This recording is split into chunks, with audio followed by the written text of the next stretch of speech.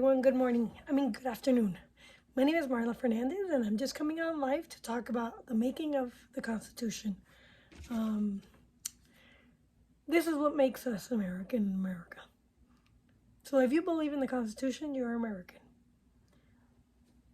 There is one thing better than good government, and that is a government in which all the people have a part.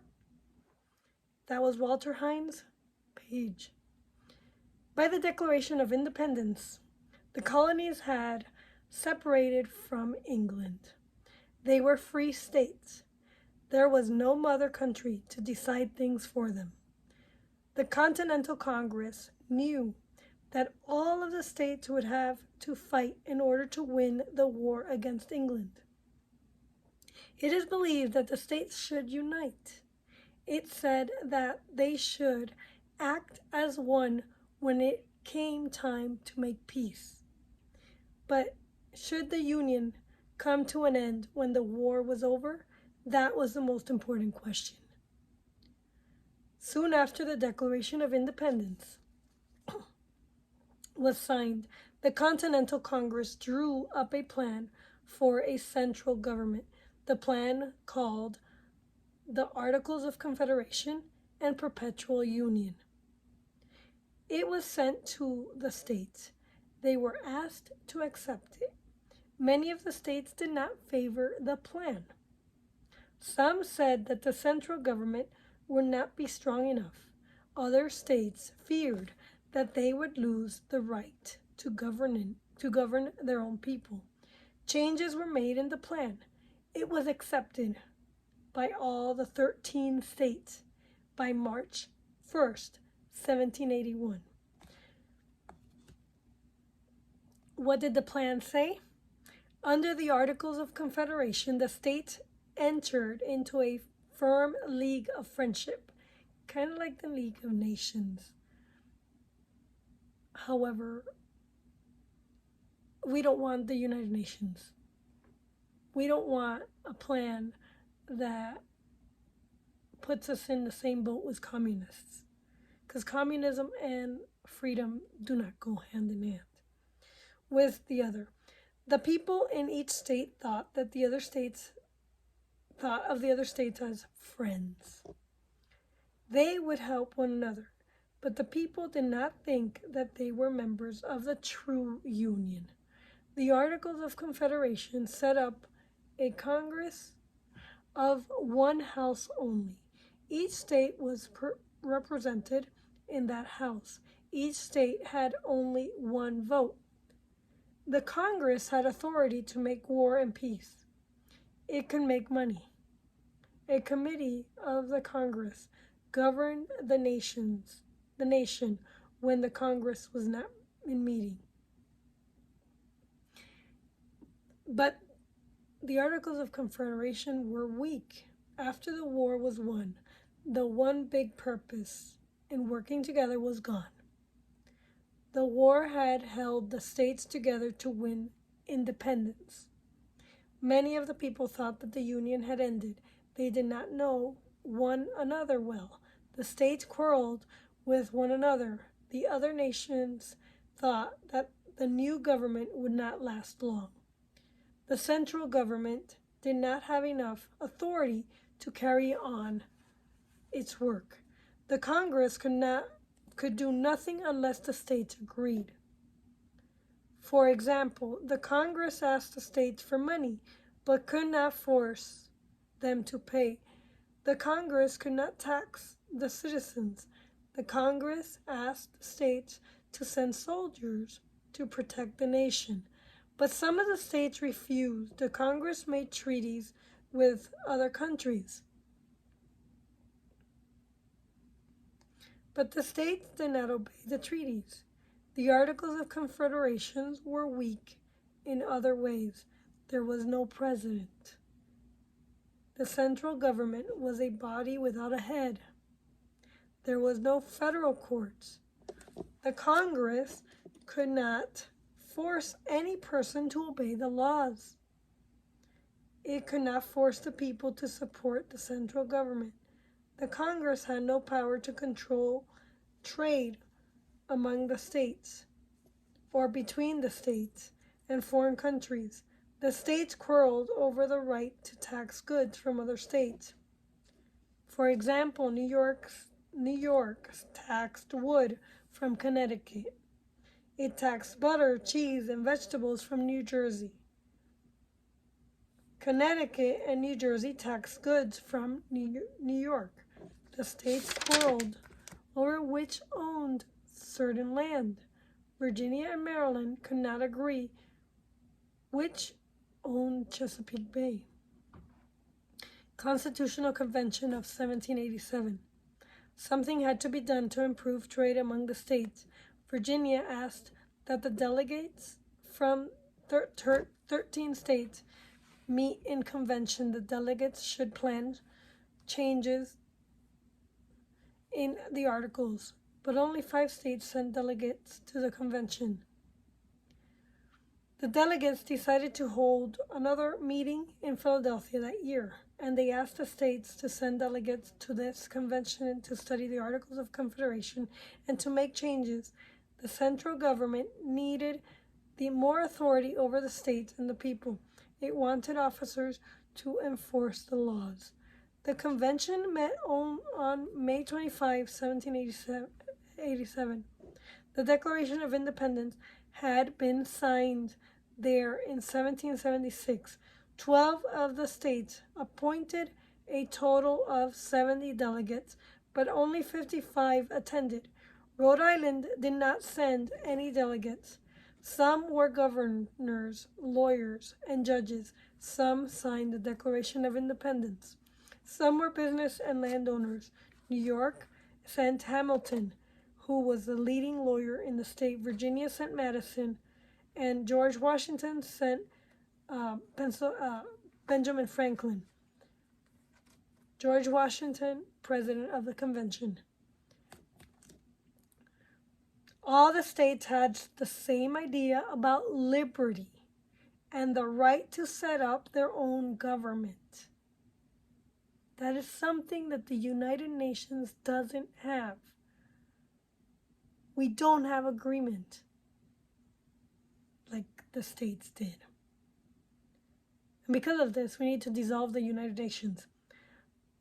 About that time, Spain had closed the Mississippi River. She had taken the boats and goods of American traders. North Carolina and Virginia could not force Spain to open the river. They needed help of all states. No single state was safe if a foreign country could attack it. No state alone could protect the trade of its citizens on the high seas. No single state could defend her people with success against Indian attacks. Should the plan the best possible kind of government? All agreed that they should plan the best possible form of government, and they agreed to write a new constitution to take the place of the Articles of Confederation. The delegates would approve a plan, but they could not agree on how the plan would be worded or carried out. The delegates from the small states said that since the states were equal, they should have the same number of representatives. A middle way to compromise was accepted. Each state would have 2 representatives in one house, but the number of representatives in the other house should depend on the population. Only a few questions were raised on which the delegates did not divide into groups. The slave states did not trust the free states. At times it seemed that the convention would break up and not finish its work. The compromise made possible the Constitution. The delegates worked hard during the whole summer. Many of the ideas in the Constitution were not new, and the delegates had examples from the past to study and to follow. They had studied the plan of government in England, in the colonies, and in the States. Englishmen had brought to America the English idea of the right to set up their own government. The state constitutions included that right. They declared that the citizens should have the right to control those who make the laws. The fathers of the new constitution liked the thought and copied it. The state constitutions contain many ideas on how a government should be organized. For example, all of the states' constitutions divided the authority to govern among the three branches: the legislative, the executive, and the judicial. All of the authorities to govern was not placed in the hands of one branch. The legislative branch made the laws, the executive branch carried out the laws, and the judicial branch settled the quarrels over the meaning of the laws. They planned for a Congress to make the laws, for the president to enforce them, and for the courts to settle quarrels as to the meaning of the law. The delegates got some help from the Declaration of Independence. It had listed the purposes of government in a republican system. These purposes were copied into the opening sentence of the new Constitution. Experience under the Articles caused the delegates to give the central government the authority to tax and regulate trade among the states, not directly tax the people. Experience also caused them to give the central government authority to enforce the Constitution, the laws of the Congress, and the treaties. And that concludes how the Constitution came to be.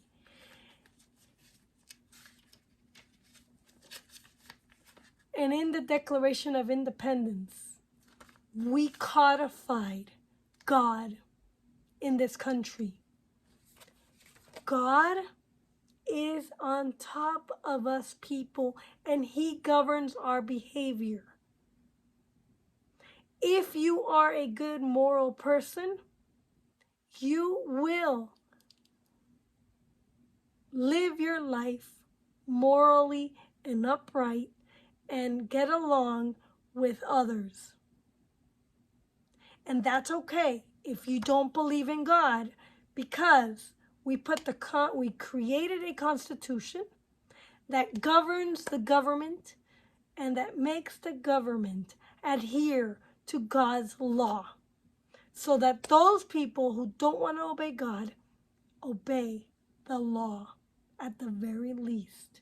And right now, we don't have good laws coming out of Colorado. I have neighbors and I have friends who are true Muslims. The Muslim people do not believe in abortion. They do not believe in trans. They obey God. And we have one Muslim girl voting against her faith. And her name is Iman Hodie. And I don't know how to spell her last name, so I'm really sorry if I misspelled it, Iman. We'll have to get together and you'll have to tell me how to sound out your last name. However, she is a woman of faith, and she is not obeying God. And she is not obeying her faith. And I know for a fact that Catholics and Muslims believe in almost the same thing, except that they do not believe in the Trinity. But we believe in everything, from Jesus to Mary to everything. And I believe that Muhammad was sent by God to bring good people to faith. And if you are a Muslim in America, and you are a true Muslim, you know what I'm talking about. and you're a person of faith that needs to fight against the people that we have voting against our faith and God. We need to put God back, and we need Muslims and good Hebrews and good Catholics and good Christians to come together to fight this war against God. Thank you very much, and I sign off. May God bless you, and happy Easter.